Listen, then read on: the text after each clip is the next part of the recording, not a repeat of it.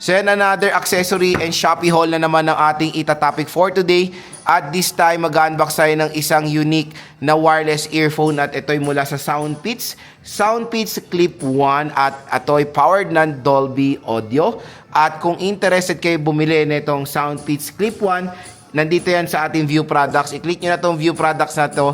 Mura at bagsak presyo lang itong Soundpeats Clip 1. At ang magandang balita, meron pong special voucher na naghihintay sa inyo up to 1,000 pesos off pag binili nyo itong Soundpeats Clip 1 dito sa ating video. Okay? So ito yung box niya. Available siya sa 3 colors. Meron tayong gray, black, and cream. So about 8 hours ang kanyang playtime. Up to 40 hours ang charging case. Battery capacity is 45 watts for the earbuds and 450 milliamp hour for the charging case. So yan, tanggalin natin yan sa kanyang plastic dahil ang mga plastic talaga sa mundo ay inaalis yan. So napaka lang nito, affordable na wireless earphone mga ka-J-Vlog. Kaya kung gusto nyo makita yung magiging sale price niya, i-click nyo na yung view products natin dyan sa video. Ayan na. So, open na natin siya. Uy. Nandito yung accessories sa taas ng box. Okay. Let's check. Unboxing experience pa lang ha. Very presentable. Meron tayong user guide. Okay. Meron silang dedicated na application for the wireless earphone ang tinatawag na Beats Audio. So you can download it sa Google Play and App Store. By registering for the app, you will receive the following benefits. So wow, napaka-astig na pwede natin itong makonect sa ating through app. And meron tayong free sticker. So yung model nila dito is Panda Panda. Ito na yung Soundpeats. So let's check kung meron pa ba dito. Wala na ba? Kasi baka pero naman tayo hindi na. Oh, 'di ba? Meron na naman. Kala ko wala eh.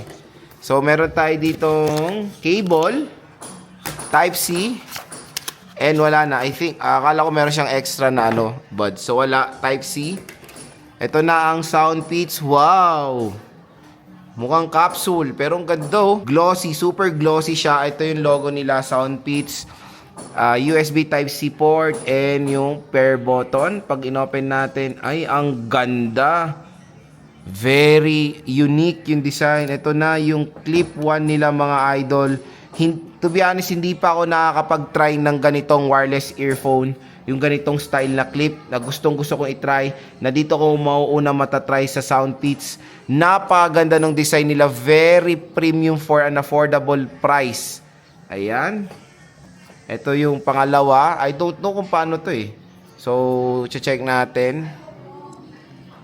So, dito siguro yung labasan ng music, charging pin contacts. Siguro to? Buttons. Ay to? Touchpad. Ayan. So, tara. Try muna natin to ikabit sa tenga natin at i-pair sa smartphone natin.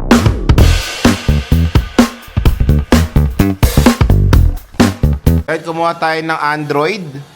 So, let's try to pair it sa aking Fold 6. Open natin yung Bluetooth. Ayan. So, open natin to.